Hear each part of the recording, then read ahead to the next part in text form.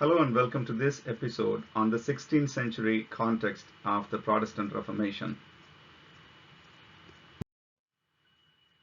In the first episode, we established that Protestant Reformation was a defining moment within Western Christianity. It did not have any impact on the Eastern churches that separated from the West some 500 years before Reformation in the year 1054. If you want to check out the video to learn more about it, I will add the link in the description below for your reference.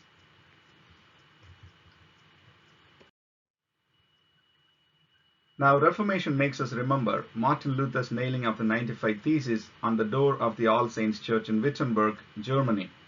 However, it is essential for us to remember the heroic act of Luther in wider context.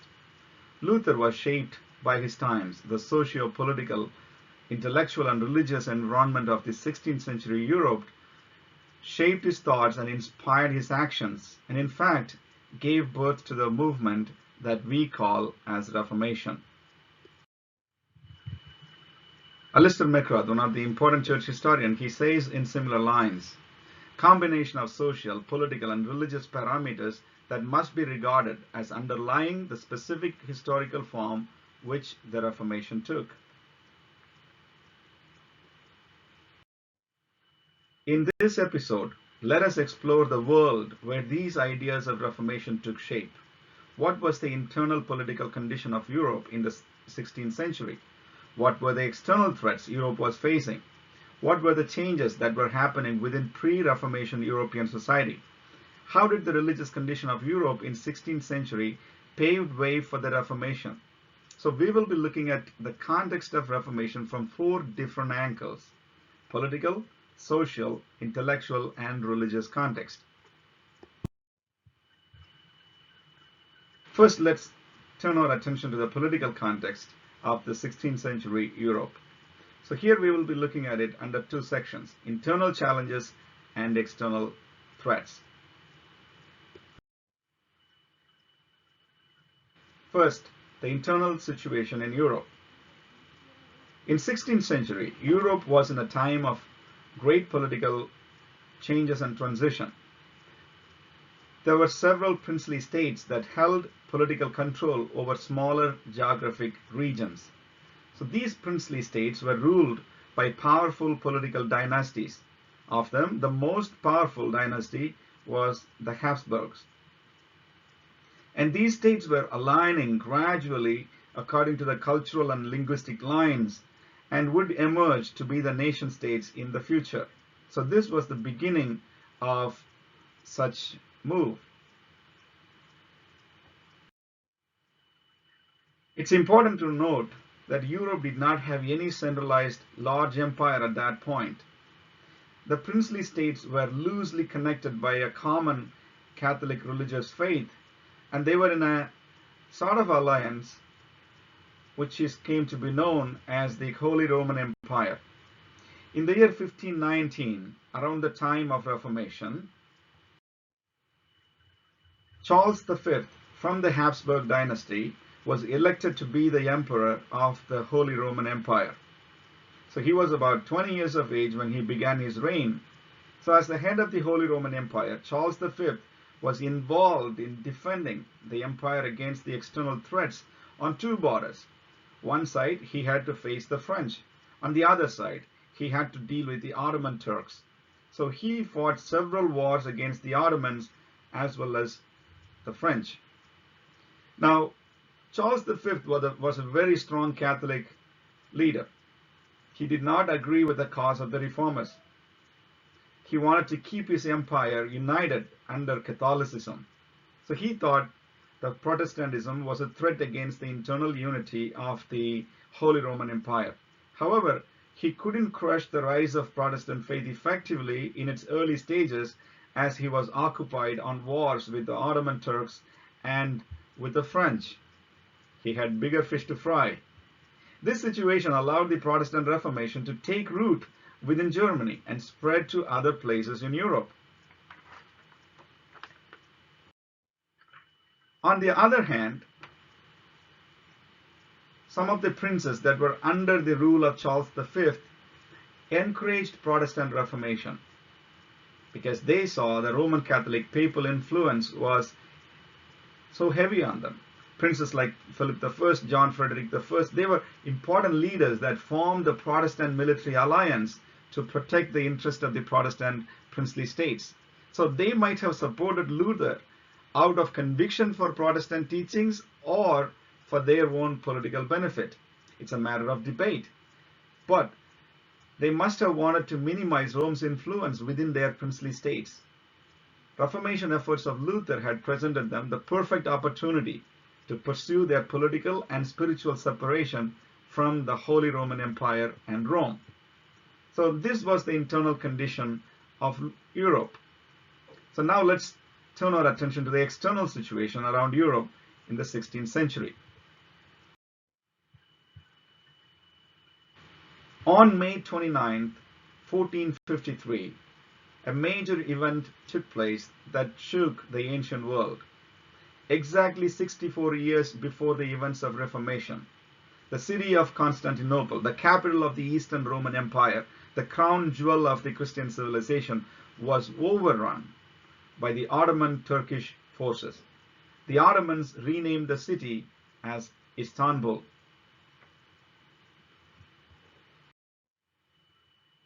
Now Europe awoke to this harsh reality that the Ottoman Muslim army was now having ready access to Europe.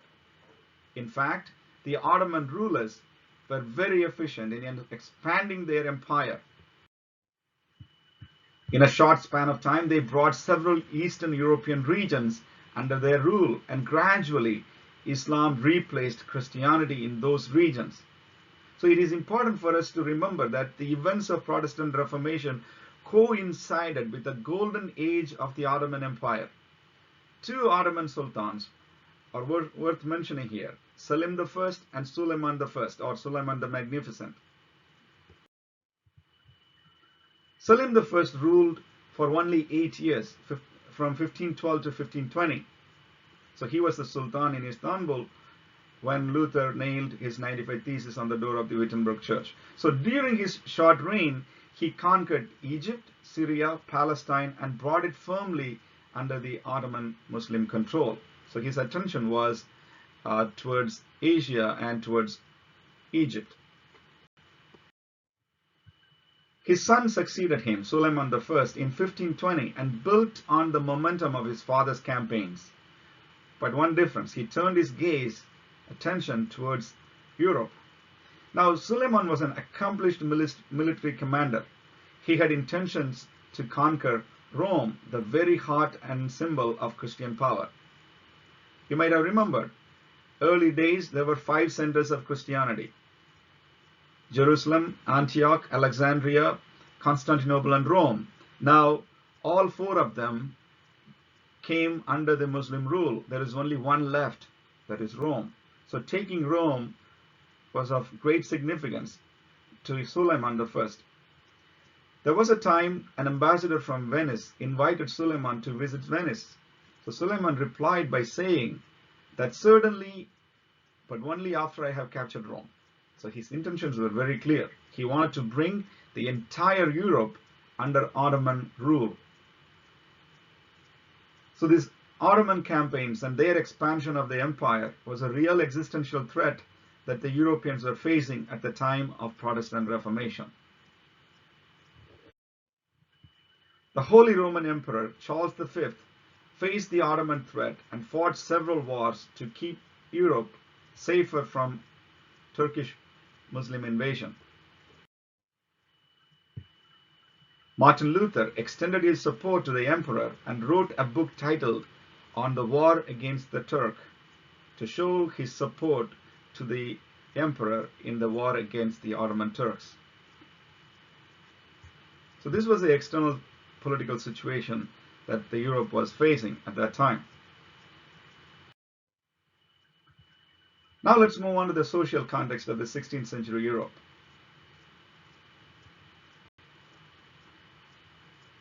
In the 16th century, Europe was going through a lot of social changes.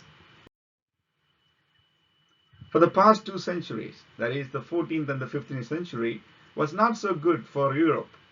This was the time the Black Death was raging across the European continent, and it almost killed 1/3 of the European population. But the beginning of 16th century, as you can see in this graph, gradually the population of Europe began to increase. So this was a time of growing population, and a new wave of optimism was gradually setting in the European regions. We also see there was a great change that took place within the social organization of the medieval times and the 16th century Europe. In the medieval times, the society was organized like kings, nobles, knights, and peasants. But in the 16th century Europe, we see the knights were replaced by merchants and workers and tradesmen. So the knights were replaced in the European social hierarchy by the emerging merchants class, which was beginning to play a greater role in the economic expansion of the times.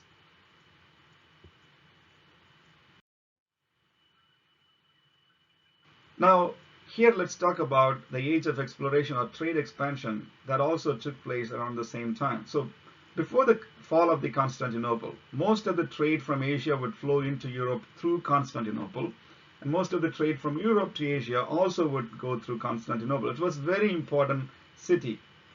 But when Ottomans took over the city, they started levying high taxes over things that were taken into Europe. So the trade groups, they started to frantically look for other ways to connect and do business with Asia.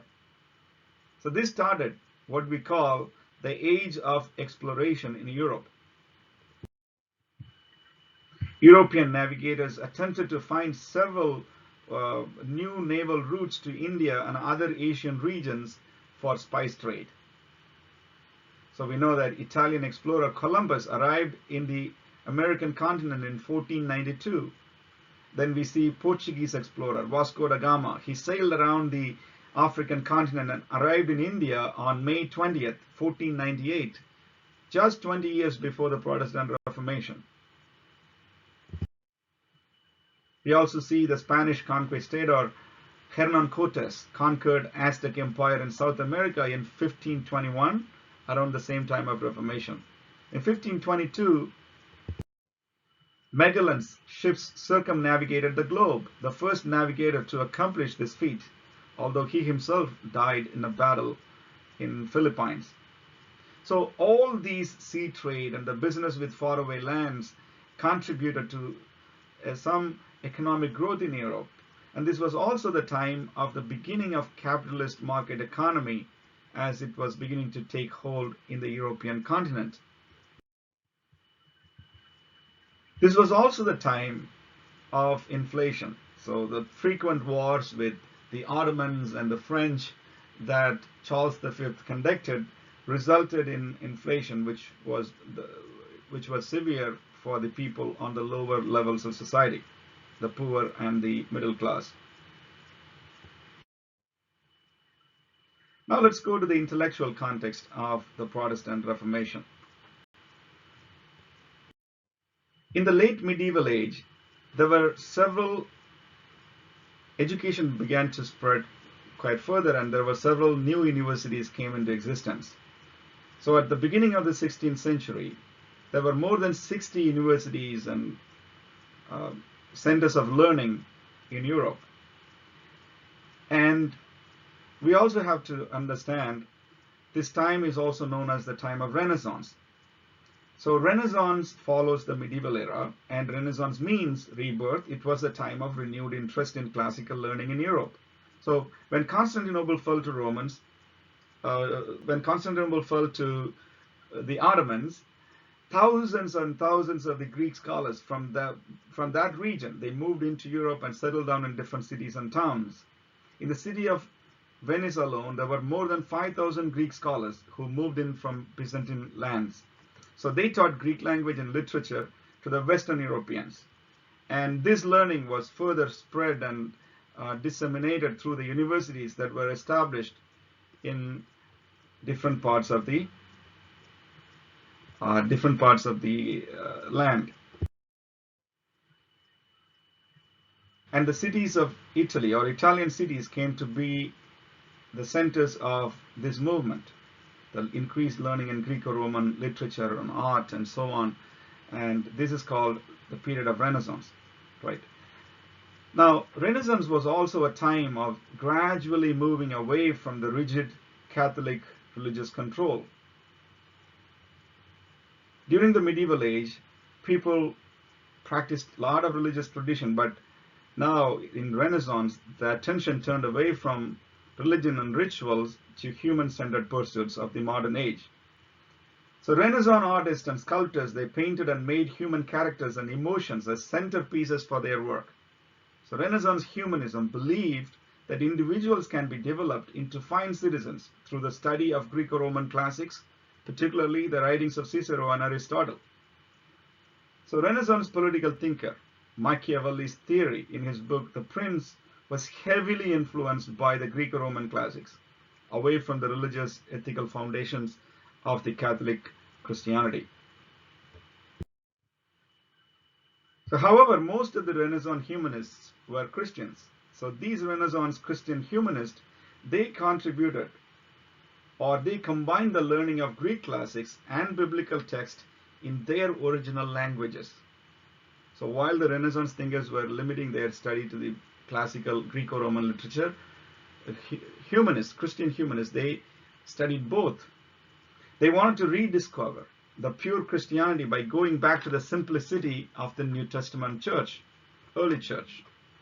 So they did not want to break the church, but rather they wanted to stay in the church and reform the church from within. One of the very important Christian humanist scholars was Erasmus of Rotterdam. He published an edition of Greek New Testament in 1516, 1 year before the time of Reformation. So Erasmus' New Testament edition went on to become the core text for Protestant Reformation and was extensively consulted by the reformers. So Luther himself was well versed in medieval scholastic theology, the Greco-Roman classics, as well as the scriptures in their original language. There was also one more important change that was happening within the society. At the heels of Renaissance and Reformation came the scientific revolution. It began with Nicholas Copernicus and ended with Isaac Newton. So 2 decades after Reformation, in 1543, Copernicus published his heliocentric model of the universe. So this created a paradigm shift in the way people viewed the universe. The Ptolemaic model held that Earth was at the center of the universe. And Copernicus theorized that Sun was at the center. Earth was just one of the planets that revolves around the Sun. So this resulted in the Copernican revolution and replaced the Ptolemaic geocentric model for good. Also, Newton's theory of gravity produced Newtonian revolution and better explained planetary motions. So rationalism and empiricism became more central to the way scientists approached their field. Particularly the heliocentric model of Copernicus seemed to contradict with certain teachings of the Christian faith. Both reformers and Catholics criticized his views in the early stages. However, reformers quickly changed their views once sufficient evidence came to view. However, Catholic Church was far more rigid in rejecting Copernican views and banned his book for 200 years from 1616 to 1835. One more important thing that happened during this time was the invention of the printing press. So all this excitement and learning during the Renaissance, it was well supported by this new discovery of the printing press. You see, the discovery of mechanical printing by Gutenberg was a very timely invention. In fact, Chinese invented manual printing centuries before. They call it woodblock printing. But however, Gutenberg mechanized the process and made it faster and more efficient. Until this point, books were copied by hand, and it was very expensive to have a book copied. However, Gutenberg's printing press revolutionized the copying process. Books were copied faster and made available for much cheaper price. So his timely invention met the demand that was created by the Renaissance. This printing press also became extremely important in spreading the message of Luther and other Protestant reformers far and wide. Now, printing press was brought to India by Bartholomeus Ziegenbalg, a missionary from Denmark. The first book to be printed on Indian soil was a Tamil Bible in the year 1713. Ziegenbalg printed more than 300 books during his time and spread the printed literature in India.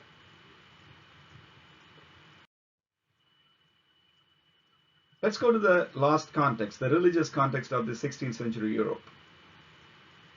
Most Europeans, as you know at this point, they were very Catholic. They were following the Catholic faith and traditions.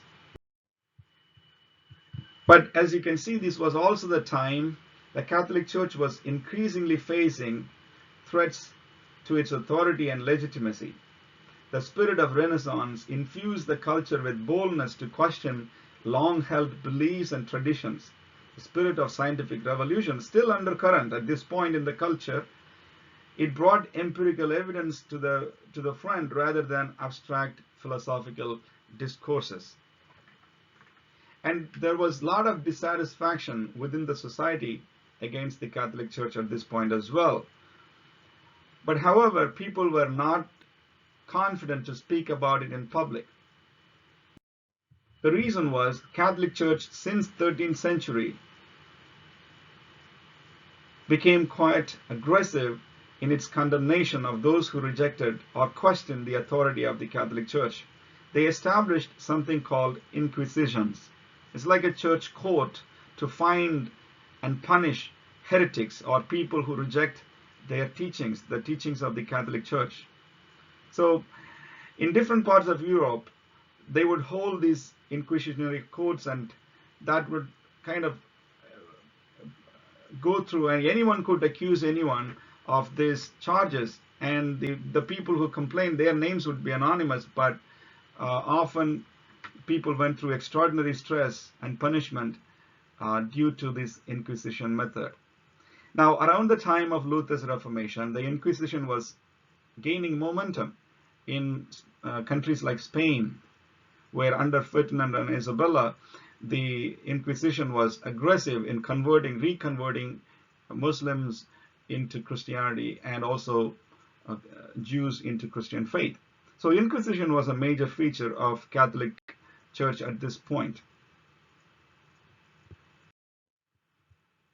Also, something happened around the time of Black Death. It also unfortunate that this incident happened within the Roman Church. At one point in 1378 to 1414, there was conflict, and there were two popes at one point of time. There were three popes at one point of time.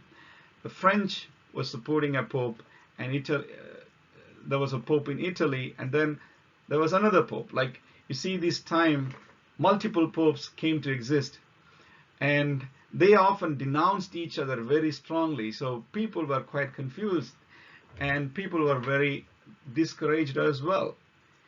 You see, this internal infighting among the popes seriously weakened the papal authority or the papal supremacy that they enjoyed for over several centuries. This is also in 1414 at the Council of Constance, the papacy was united and finally it became one. However, this infighting seriously exposed the weakness that existed within an institution like papacy. So later on, during the time of Reformation, the questioning of papacy was possible because of such weakening of the papal institutions.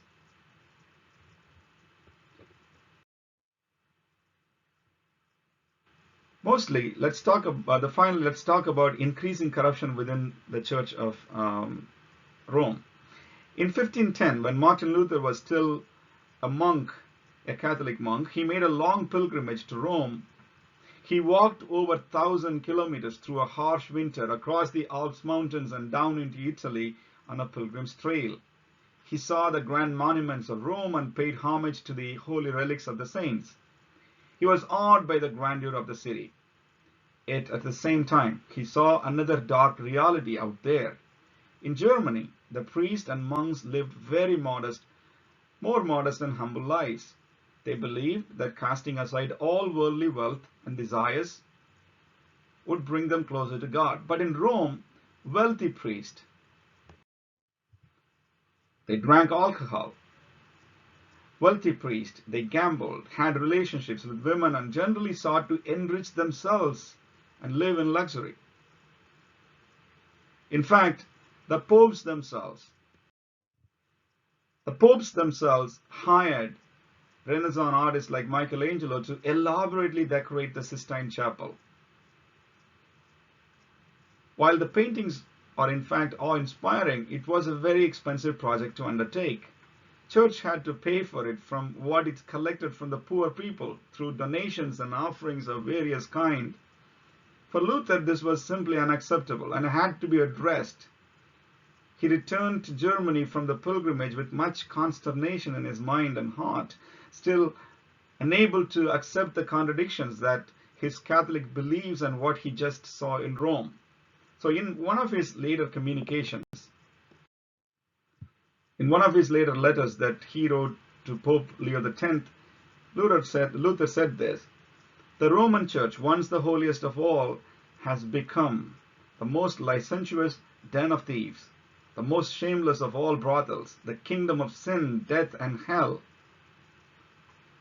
This powerful condemnation shows that the time was all right for a major event like Reformation to take place and shake the church back to true path. But what blew the fuse?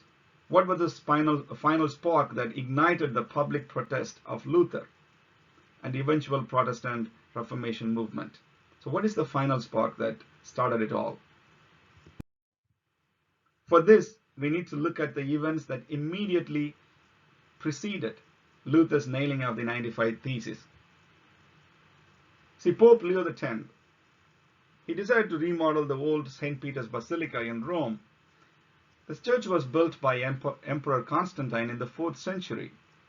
By this time, the church was extremely old and needed major remodeling. To raise money for this expensive project, the Pope approved the sale of indulgences. See, indulgences used to be given within the church for several centuries, but Pope approved the sale of indulgences everywhere. So indulgences were kind of people, authorized agents that would sell indulgences were sent out with the approval of the Pope. Now, indulgences were certificates signed by the Pope that people could buy from authorized sellers. It promised to absolve or forgive sins for the individuals who bought them or for their deceased family members. Why was it necessary? Because Roman Catholics at this point, they believed in a place that is between death and heaven. It was known as purgatory. The souls of the faithful believers, according to Catholics, would first go to the purgatory to be purified in fire and perfected to enter into heaven. So Catholic Church taught that some souls would stay in purgatory for a long time. By paying a set amount to the church and buying the indulgence certificate, people on earth can help the souls of the deceased in purgatory to exit quickly and enter heaven. People bought indulgences. So you might recall the Black Death that was not a faraway memory in Europe at that point. 1/3 of the European population died. At that point, this sale of indulgences was providing an assurance for the souls of the people and for the deceased. So thousands of indulgence certificates were printed by the Gutenberg printing press and sold to the people. The business was going good. Money was pouring in, and the coffers of the Catholic Church was overflowing. The famous seller of indulgence, Johann Tetzel, arrived in Wittenberg. Johann Tetzel arrived in Wittenberg, where Luther was pastoring a church, and also Luther was lecturing in the university.